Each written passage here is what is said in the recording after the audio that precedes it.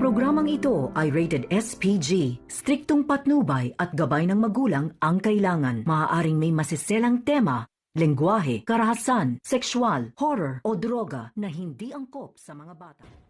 Narito ang hindi nyo dapat papalampasin mamaya sa APJ Batang Quiapo. Olga, hindi niya alam kung ano ang gagawin dahil hindi nga mahagilap ng kanyang mga tauhan itong si Marites, at dahil atat na nga itong si Ramon na makausap niya itong si Marites, kaya pinapasundan at pinagmamanan ito sa kanyang mga tauhan dahil kapag nagkakataon na magkausap na nga itong si Ramon at Marites, katapusan na nila Olga at David. At tiyak hindi magdadalawang isip itong si Ramon na paslangin itong si David dahil sa malaking kasalanan na tinatago nito na nagpapanggap lang siyang anak na siya si Tanggol. At sigurado kapag makaharap na nga ni Ramon itong si Marites, lalabas ang katotohanan para na rin makabawi itong si Ramon kay Marites dahil sa pagligtas nga nito sa buhay ni Ramon.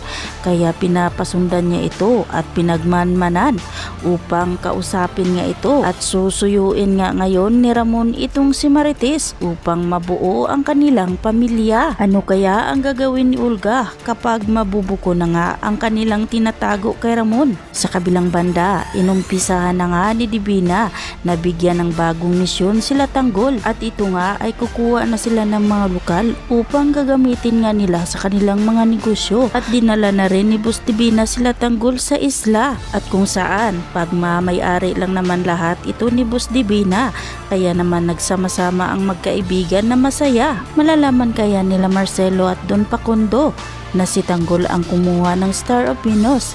Kaya naman mga kaibigan, aabangan natin ang mga susunod pang mga kaganapan dito lang sa ating paboritong palabas sa APJ Batang Quiapo.